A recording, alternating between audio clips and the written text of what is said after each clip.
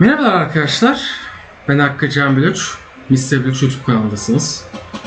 Bugün sizlerle The Stanley Parable 2'de kaldığımız yerden devam edeceğiz. Bakalım bugün sizi ne sonlar bekliyor.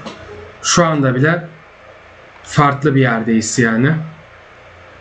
All of his co-workers were gone. What could it mean? Stanley decided to go to the meeting room. Perhaps he had simply missed a memo. Tabii, kovamızı almazsak olmaz. Kesinlikle. Evet.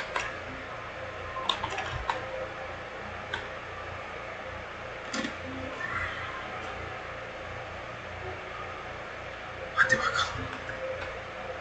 Stanley clutched the bucket tightly to his chest and entered the door on his left. Nereden dedim?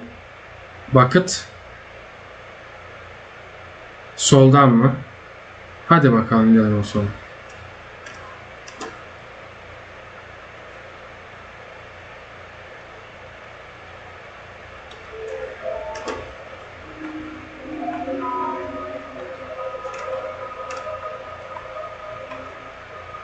Coming to a staircase, Stanley and the bucket walked upstairs to the boss's office. Şimdi ne yapalım kova? Üstten devam mı edelim? Tamam. Patron odasına mı gidelim? Tamam. Direkt 2845'i mi direyim? Tamam. 2845. 5'i diremedik.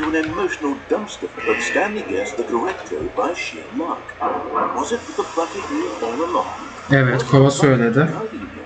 Kesinlikle.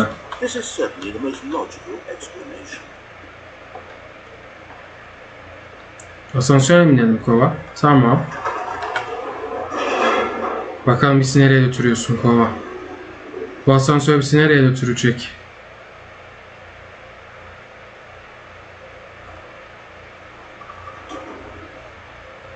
Efendim kova? Arkamda hep üst kata mı çıkayım? Geldiğim yer değişti mi? Bakalım. Wait, Stanley said to the bucket. Can we go back up? When I was pressing those keypad buttons, there was something very intriguing about the number 3. I want to go back so I can try pressing the number 3 again. Bucket said nothing. Number 3 ne ya?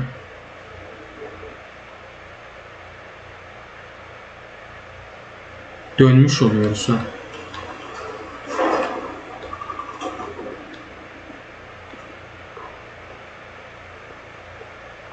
Ha, buradaki number 3 mi? Stanley. No, I'm going to try out that number 3 button. He took the bucket over to the keypad and began absolutely slamming on the number 3 over and over and over.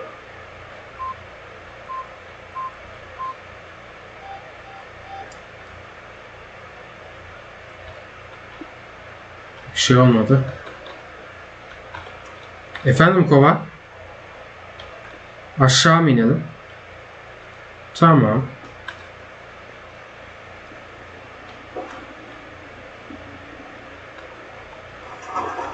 Perhaps the bucket had missed something. Perhaps it had not seen how much joy Stanley got from slamming the number 3 repeatedly.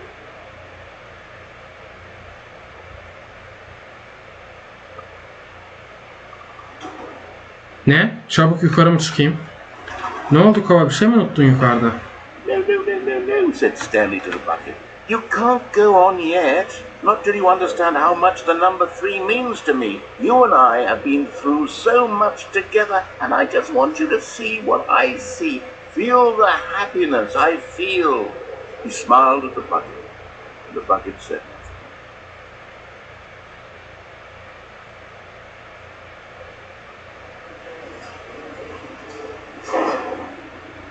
Ha, pardon kova.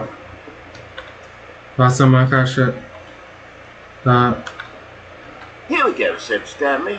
This time I'll really show you. He ran to the number 3 and began to wail on it like a musician on a beloved instrument, weaving a concerto of truth and passion. He wielded the number 3 like a fine artist would wield a paintbrush. He told stories through the number 3, stories of his dreams and hopes and fears. The whole time, he looked to his bucket for a reaction of some kind. Anything to let him know that the bucket appreciated what he was doing. The bucket conveyed absolutely nothing at all, only silence. Crushed by a wave of dejection, Stanley returned to the elevator. Hayır abi. Bu üçlü arkada bir şey olmalı.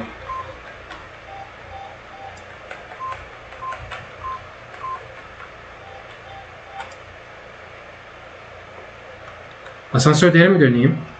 Tamam. Ama artık aşağıdan devam edelim değil mi kova? Stanley and the bucket were so close. They'd always been there for one another. Why suddenly could the bucket not connect with this passion of Stanley's? The question caused Stanley to ruminate the whole way down the elevator. He knew that there must be a way to get through to the bucket, to communicate fully with his dear friend. Surely there was a solution, mustn't there be?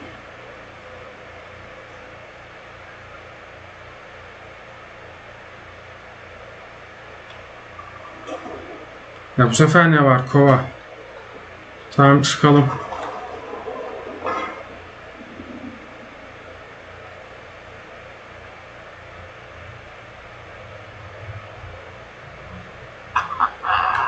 Said Stanley, I know what to do. I know how to fully express this feeling in my heart. He decided right then and there that he would hold a press conference where he would speak to the public on all matters relating to pressing the number 3 over and over. Evet. He would elaborate fully on what the number 3 meant to him and why he felt so alive when pressing it. Then the bucket would be able to see his joy through the eyes of others. It would get to see the world react to this discovery of Stanley's. And it would be through the public eye that the bucket would finally understand Stanley's work.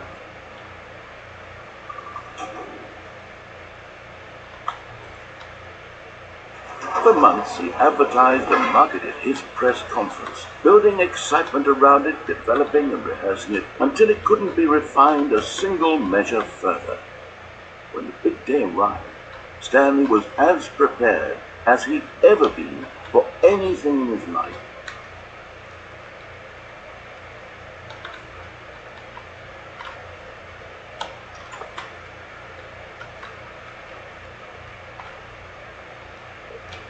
Sahneye 3-3-3 mü?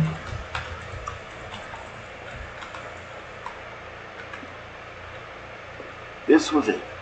One last chance to win the bucket over. One opportunity to share a true connection with a loved one.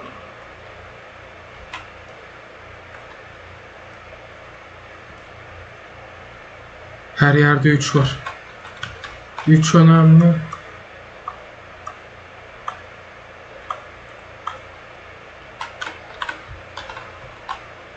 Her yerde 3 diyor.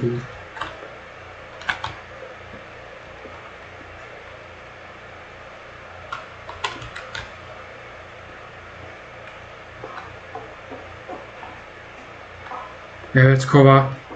Seninle beraber basın açıklaması yapacağız. Evet. Üstümüzü başımıza düzeltelim. Hadi bakalım. There was no one here. Nasıl ya? Nobody had come to the press conference to hear Stanley speak. Nasıl? To him talk about what it really means to press the number 3 on a keypad over and over. Nasıl ya? He was unloved, uninteresting. He was a failure. And in that moment, Stanley knew the bucket would never again take him seriously. There would be no connection, no deeper understanding. The bucket merely sat there in his arms, indifferent. And so it began that slowly, over many years, the two of them grew more and more distant. They spoke less and less, neither wishing to state the obvious, that any sense of real respect between them had eroded since that day at the press conference. There would be no more games, no more long conversations about passion and pursuit, only a silence that consumed the space between friends. And Stanley Having for once in his life discovered the warmth and comfort of true companionship, was cast back into the unremarkable normalcy of loneliness.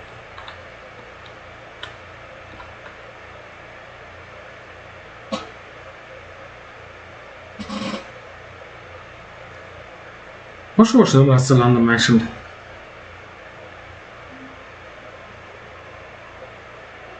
Altta bir şey yazdı arkadaşlar. Ben okuyamadım. Ama sizin için durdurabilirim. Acaba ne yazdı? Siz o altta yazılanı okudunuz muhtemelen. Ben okuyamadım. Editte okuyacağım artık, yapacak bir şey yok. Evet. Bir son daha yapacak vaktimiz olduğunu düşünüyorum. Hadi bir son daha yapalım. Buyursunlar. All of his co-workers were... Wait, no. This isn't the right office, is it? Evet, doğru. Stanley's office? Evet. Stanley created the bucket in a gentle embrace. Evet. Assertive, yet compassionate. Kesinlikle.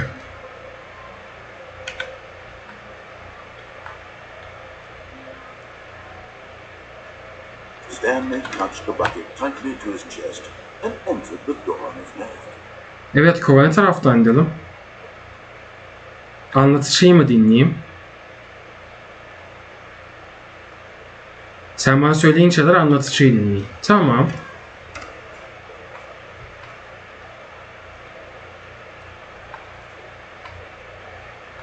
Hala şu son Stanley çıkı bulamadık kova. The bucket. Bulacağız. Coming to a staircase, Stanley and the bucket walked upstairs to the boss's office. Anlatıcıyı beklemeyeyim, direkt arkadaki panelde 2845'i mi gireyim? Manager's office, Tamam. Stanley was once again stunned to discover not an indication of any human life. But Stanley guessed the correct code by sheer luck. Was it the bucket knew all along? Was the Evet. bucket guiding him? Yes, this is certainly the most logical explanation. Kesinlikle. Tamam kova, dediğin gibi anlatıcıyı dinliyorum. Acaba ne zaman araya gireceksin?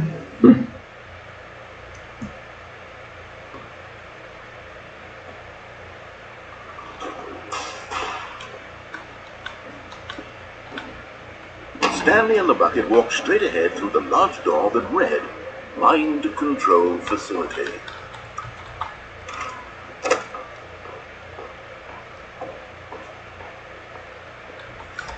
The lights rose on an enormous room packed with television screens. What horrible secret did this place hold? Stanley and the bucket both wondered to themselves. Efendim kova? Bana bir şey mi göstereceksin? Evet. Aşağı atladığım zaman ne? Oyuncular için bunu kaldırmadılar mı? Hala duruyor mu? Evet. Duruyor. Önceden yapmıştım ama sensiz yaptım bunu. Seninle yapınca bir farklı bir şeyler mi olacak? Tamam, yapalım. Hayır, aşağı düşüyoruz. Just as Düştük. Stanley was about to proceed further into the mind control facility, he tripped and fell over the railing and into the dark void below. Thankfully, he fell directly onto the bucket, which safely Teşekkürler kova. Now, what to do next? Stanley wondered. Stanley and the bucket could find no way out of this enormous pit, and so eventually Yok mu? they decided that the best thing to do would be to simply get comfortable down there. So they set up a little couch and relaxed. It really wasn't so bad down here at a cold pace. Oturalım. After Aha. some time had gone by, they installed a few shelves as well, and a sort of kitchenette that was useful for when the bucket was craving the meat. Çiğ köfte çekerse kesinlikle. But it wasn't until the rugs and the standing lamps came in that it really started to feel like a home. In fact, after some time, Stanley realized that it had been ages since he had even thought of the mind control facility. He'd never gotten to fully explore what was up there, never been able to unearth the many mysteries of the mind control facility. This lack of closure began to eat at him. Soon he was dwelling on his regrets, and the state of their home slowly decayed as Stanley became withdrawn and neglected. It unsettled the bucket. Stanley wasn't usually like this. The bucket tried to reach out to him again and again, but to no avail.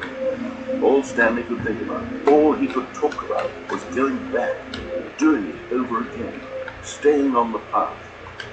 It was a mistake to leave the path. It was a mistake. It was a mistake. I need to do what the narrator says. I need to see the true ending.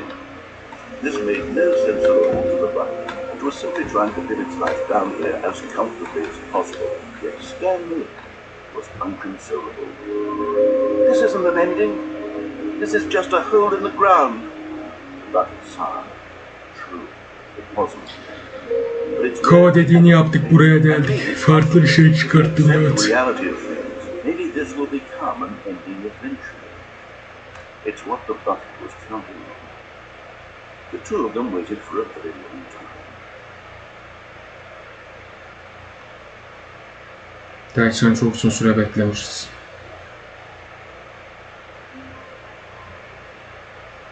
Başladığımız şekilde bitireceğiz sanırsam. Evet arkadaşlar, bu sonumuzu da böyle bitirmiş olalım. Beni izlediğiniz için teşekkür ederim. Bir sonraki bölümde görüşmek üzere. Videoyu beğendiyseniz beğenmeyi unutmayın. Her zaman olduğu gibi. Yorumlarınızı aşağıya bırakmayı unutmayın.